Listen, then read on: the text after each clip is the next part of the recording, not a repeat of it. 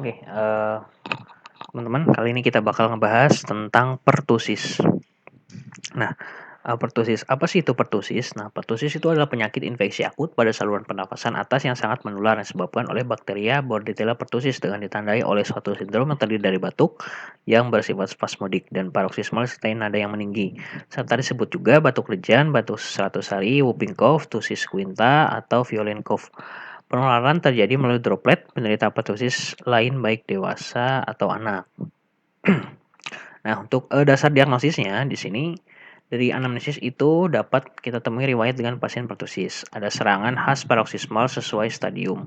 Batuknya 2 minggu disertai muntah dan kelelahan, konjungtiva bleeding.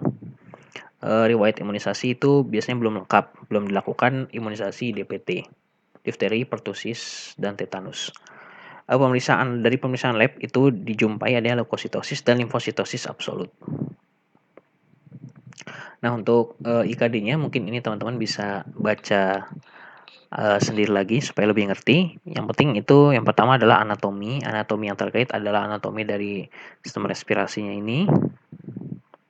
Ini juga histologinya seperti dari nasofaring, laring, trakea. Itu apa yang khasnya, gambarannya. Juga fisiologinya dari refleks batuk itu bagaimana, dari tahap pernafasan. Juga untuk etiologi di sini, etiologi dari pertusis itu adalah bakteri Bordetella pertussis. Di mana karakteristiknya yang pertama merupakan gram negatif, ukurannya 0,8 mikrometer. Bersifatnya aerob, tidak berspora, mempunyai kapsul, tidak fermentasi karbohidrat, mengeluarkan toksin pertusis, non-motil, mati pada 55 derajat Celcius selama setengah jam, tahan pada suhu rendah. Faktor virulensinya dari Bordetella pertussis adalah Fimbre untuk pelekatan bakteri pada epitel silia. Kemudian FHA untuk pelekatan bakteri pada epitel silia. Kemudian tracheal cytotoxin itu mencegah perbaikan silia dan menyebabkan silia statis. Kemudian ada dermonekrotik toksin untuk kontraksi otot polos dan ADP toksin untuk meningkatkan kerja insulin dan memblokir beta adrenergic reseptor. Adenylyl cyclase toksin atau ACT untuk menghambat fagosit dan toksin pertusis itu menghambat migrasi limfosit dan makrofag. Gambaran klinisnya itu yang pertama adalah kataral stage 1-2 minggu, ada rhinore intermittent, batuk kering, demam tapi tidak terlalu tinggi, lelah, capek, terdapat sedikit perdarahan pada konjungtiva. Yang kedua itu ada paroxysmal cough stage 2-4 minggu, itu frekuensi dan derajat batuk bertambah, inspirasi panjang, batuk diakhiri dengan bunyi whoop, demam sudah mulai menurun. Untuk yang ketiga itu ada convalescence, yaitu antara dari minggu sampai ke bulan itu berhenti whoop dan muntah, serangan paroksismal menurun, batuk masih menetap beberapa waktu dan akan menghilang pada 2-3 minggu. Nah, untuk faktor risikonya, ini yang pertama adalah imunisasi yang tidak lengkap. Kemudian yang kedua adalah kontak dengan orang terkena pertusis, yang ketiga adalah muntah setelah batuk. Kemudian ini adalah perjalanan penyakit atau patofisiologi dan patogenesisnya. Yang pertama itu adalah bakteri Bordetella pertussis itu sendiri yang menempel pada epitel. Jadi menggunakan FHA, FIM, dan juga PRN. Kemudian juga sekresi ACT dan juga DT. Kemudian dari sekresi ini juga dilepaskannya interleukin 1 dan juga sintesis dari nitric oxide. Nah, sintesis hal tersebut itu mengakibatkan silionya statis atau silianya tidak bergerak itu dan mengakibatkan bakteri itu bermultifikasi yang dapat mensekresi toksin.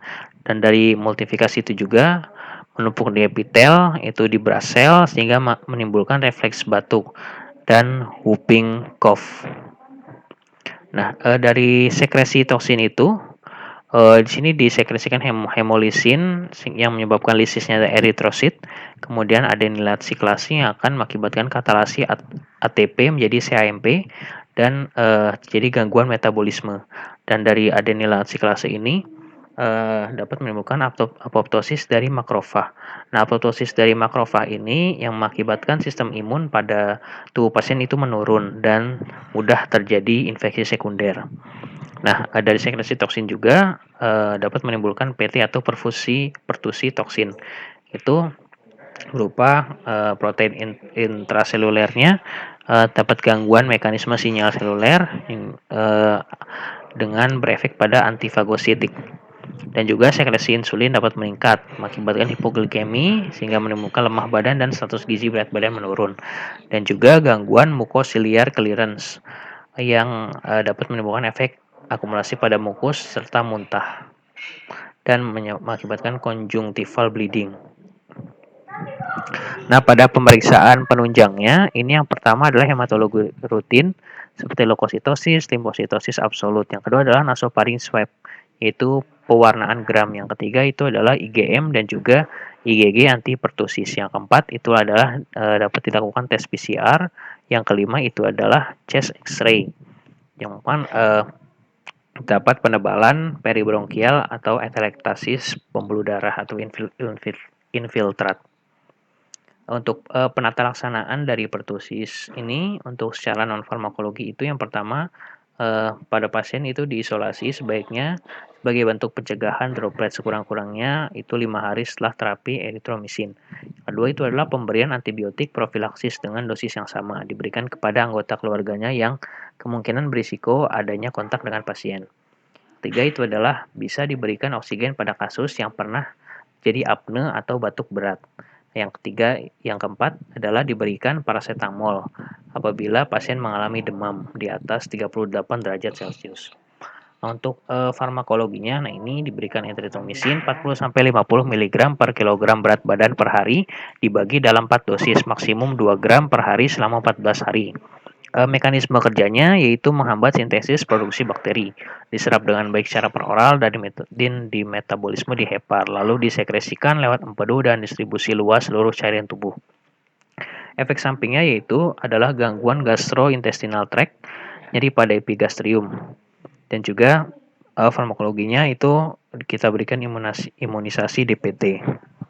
Ini resepnya.